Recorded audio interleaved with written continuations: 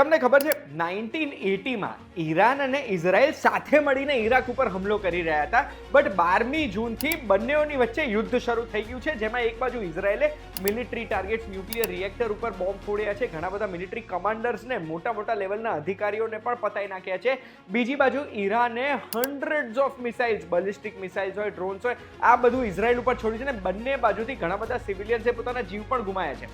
તો જો તમને સવાલ એ થતો હોય કે ઈરાન અને ઇઝરાયલની વચ્ચે આ યુદ્ધ કેમ થઈ રહ્યું છે અને ભારતીય તરીકે આપણા દેશના હિતમાં કયા દેશને સપોર્ટ કરવું છે, તો એના માટે ધ્યાનથી સાંભળજો. હું તમને એક વાત કહું.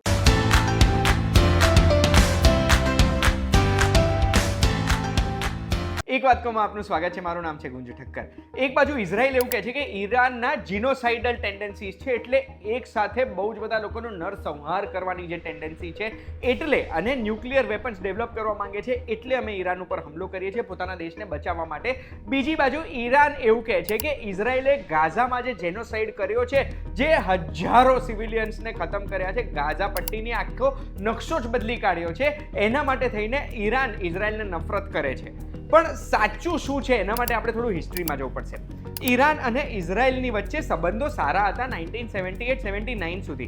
પછી 78-79માં ઈરાનિયન રેવોલ્યુશન થયું અને આયાતોલા ખોમેની એ પાવરમાં આવ્યા.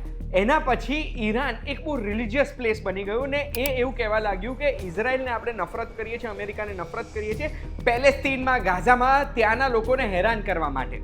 પણ 1980-1988ની વચ્ચે ઈરાન અને ઈરાકમાં યુદ્ધ થઈ ગયું. હવે આ યુદ્ધમાં ઇઝરાયલે ડાયરેક્ટ મિલિટરી સપોર્ટ આપ્યો છે ઈરાનને, કારણ કે ત્યારે ઇઝરાયલ માટે દુશ્મન હતું ઈરાક, કારણ કે અમેરિકા માટે દુશ્મન હતું ઈરાક. હવે આ મિલિટરી સપોર્ટ આપ્યો, મિલિટરી ઇક્વિપમેન્ટ આપી, એટલું જ નહીં, ઓપરેશન બેબીલોન કરીને એક બહુ જ મોટું ઓપરેશન ડાયરેક્ટ ઇઝરાયલે કર્યું હતું ઈરાકની ઉપર. એટલે ઇઝરાયલે અટેક કર્યો હતો અને એ બી ઈરાકના ઓઝિરાક ન્યુક્લિયર રિએક્ટર ઉપર અટેક કર્યો હતો. બેસિકલી ત્યારે ઇઝરાયલની માંગ એવી હતી કે ઈરાક પાસે ન્યુક્લિયર રિએક્ટર ના હોવું જોઈએ, કારણ કે ન્યુક્લિયર રિએક્ટરથી ભલે અત્યારે તમે વીજળી ઉત્પન્ન કરો છો, પણ એનરિચ્ડ યુરેનિયમ જો મળી જશે તો પછી ન્યુક્લિયર વેપન્સ પણ તમે બનાવી શકશો, જે વસ્તુ આજે ઇઝરાયલ ઈરાનની ઉપર આક્ષેપો લગાડી રહી છે. એક વખત ઈરાકનો ખાત્મો બોલાઈ ગયો પછી ઈરાન અને ઇઝરાયલ સામસામે આવવાના હતા, બધાને ખબર હતી, પણ બંને છે ને ડાયરેક્ટ યુદ્ધ નતા કરતા, પ્રોક્સી વોર કરતા હતા. બહુ સ્માર્ટ રીતે પ્રોક્સી વોર્સ થાય. હું તમને પહેલા ઇઝરાયલ શું કરે ને એ કહું. હવે ઇઝરાયલ શું કરે, ઈરાન પાસે ન્યુક્લિયર ટેકનોલોજી ના આવે એના માટે એ લોકોને અલગ અલગ રીતે પરેશાન કરવામાં આવે. ને ઇઝરાયલ મોસાદ છે, એમનું ઇન્ટેલિજન્સ એજન્સી, એ તો આપણને સૌને ખબર છે કે સ્માર્ટેસ્ટ ઇન ધ વર્લ્ડ છે, કે મોસાદથી કશું નથી છૂટતું.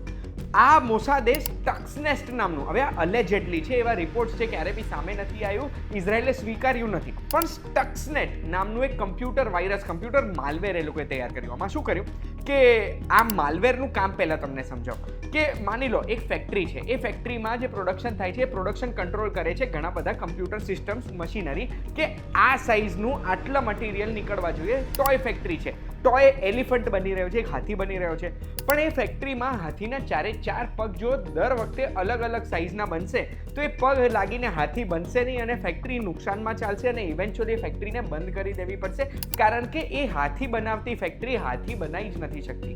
આવી રીતે સ્ટક્સનેટ કામ કરે કે કમ્પ્યુટરમાં આ વાયરસ પડ્યો રહે, જ્યાં સુધી એ વાયરસના રચેતા એને કહેતા નથી કે હવે તું કમ્પ્યુટરમાં કામ બગાડવાનું કરી દે, તો છુપાઈને નાનકડી એક એવી વસ્તુ બદલી કાઢશે ને કે હાથીના ચારે ચાર પગ 1-1 સેન્ટીમીટર, 1-1 મિલીમીટરથી ઓફ હોય ને તો બી એ ફિટ નહીં થઈ શકે.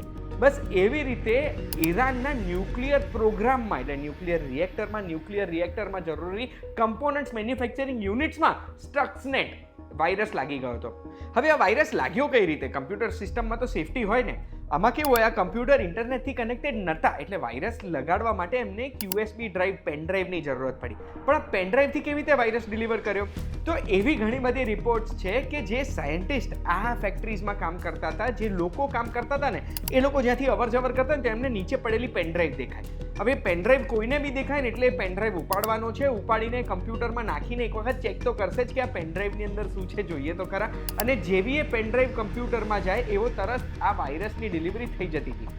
હવે એવું કહે છે એક્સપર્ટ્સ કે આ વાયરસ વર્ષોથી ઈરાનના ન્યુક્લિયર પ્રોગ્રામના કમ્પ્યુટરમાં પડ્યો હતો, પછી ઇઝરાયેલે જ્યારે એક્ટિવેટ કર્યો એવું એક જ સાથે બધા કમ્પોનન્ટ્સ ખરાબ નીકળવા લાગ્યા અને એના લીધે ન્યુક્લિયર પ્રોગ્રામ ઘણા બધા વર્ષો પાછળ જતો રહ્યો ઈરાનનો.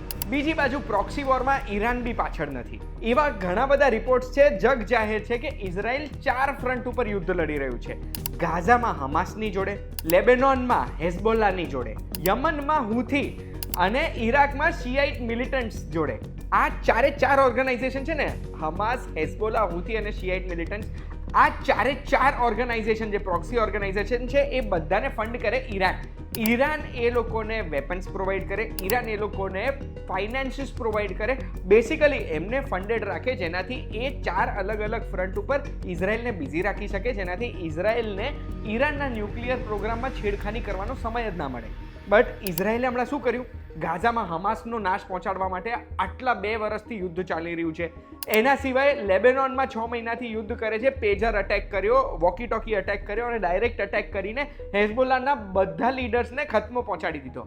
એના પછી ટાર્ગેટ કર્યો ઈરાનને, જ્યારે ઈરાનને ખબર છે કે હવે હમાસ અને હેઝબોલા તરફથી પ્રોટેક્શન નથી મળવાનું, ત્યારે હવે ઈરાન અને ઇઝરાયલની વચ્ચે ડાયરેક્ટ યુદ્ધ થયું. બેસિકલી આ યુદ્ધ કેમ થઈ રહ્યું છે એ તો તમે સમજી ગયા છો.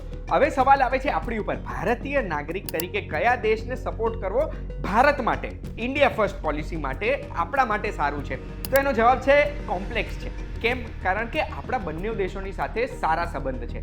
ઈરાન જોડે આપણો ઇકોનોમિક અને સ્ટ્રેટેજિક પાર્ટનરશિપ છે, આગળ કહું કઈ રીતે, અને ઇઝરાયલની જોડે આપણે મિલિટરી અને ડિફેન્સની પાર્ટનરશિપ છે. પહેલાં ઈરાનની વાત કરીએ. 2018માં ઈરાન ઉપર અમેરિકાએ સેન્કશન્સ લગાડ્યા, પણ એના પછી બી આપણે ઈરાન જોડેથી ક્રૂડ ઓઇલ ખરીદવાનું ચાલુ હતું ને ઈરાન હમણાં રશિયા ઉપર સેન્કશન્સ લાગ્યા એની પહેલાં સુધી આપણું હાઈએસ્ટ ઓઇલનું પ્રોક્યોરમેન્ટ આપણે ઈરાન જોડેથી કરતા હતા.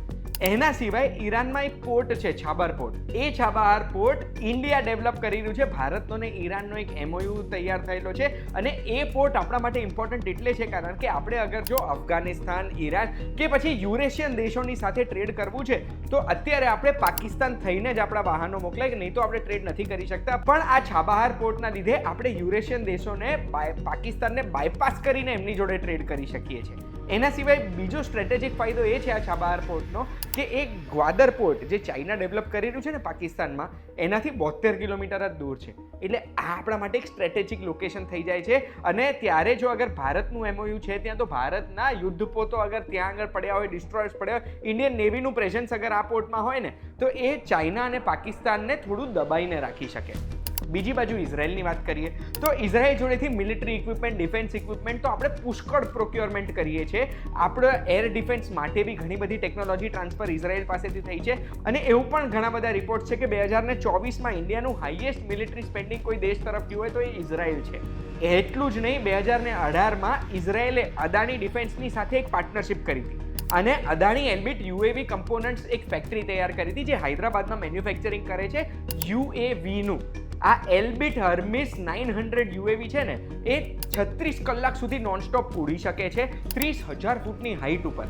અને આ UAV ખાલી નિગરાની માટે નથી, 450 કિલો પેલોડ પણ કેરી કરી શકે. એટલે મિસાઇલ અટેક પણ આ UAV થી થઈ શકે નીચે બેઠા બેઠા. એટલે પાયલટના જીવને પણ કોઈ ખતરો નહીં. બેસિકલી આ UAV નું મેન્યુફેક્ચરિંગ ઇન્ડિયામાં આવ્યું છે ઇઝરાયલના લીધે, અને એ મેન્યુફેક્ચરિંગ ઇન્ડિયામાં આવ્યું આ સેમ પ્લેટફોર્મ ઉપર ભારતનું UAV દૃષ્ટિ 10 સ્ટારલાઇનર બન્યું છે, જે આ સેમ રીતે 30,000 ફૂટની ઊંચાઈ પર 36 કલાક માટે રહી શકે છે અને 450 કિલોનો પેલોડ રહી શકે.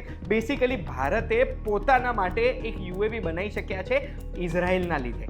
એટલે અત્યારે ભારત એક ટાઈટ રોપ ચાલી રહ્યું છે કારણ કે ભારતની મિત્રતા બંને દેશોની સાથે છે. અને એટલે જ SEOએ જે લેટર લખ્યો છે એમાં ભારતે હસ્તાક્ષર નથી કીધા. ભારતે પોતાની સ્ટેટમેન્ટ અલગથી આપી છે અને એવું કીધું છે કે બંને દેશોએ ડાયલોગના માધ્યમથી શાંતિપૂર્ણ રીતે આ યુદ્ધને પૂરું કરવું જોઈએ અને આવી રીતે યુદ્ધ કરવાની જરૂરત જ નથી. ભારતની ફોરેન પોલિસી જોઈએ તો ભારતની ફોરેન પોલિસી આજે ઇન્ડિયા ફર્સ્ટ છે. એટલે USA, રશિયા હોય ત્યાં બી આપણે નોન અલાઇનમેન્ટ દેખાડી, સાઉદી અરેબિયા, ઈરાનમાં પણ આપણે નોન અલાઇનમેન્ટ દેખાડી છે અને આજે ઈરાન અને ઇઝરાયલના યુદ્ધમાં પણ નોન અલાઇનમેન્ટ દેખાડી છે. આના વિશે તમે શું કહેવા માંગો છો એ મને કમેન્ટમાં કહેજો અને આવી માહિતી માટે એક વાત જોતા રહેજો. આપણે ફરી મળીશું.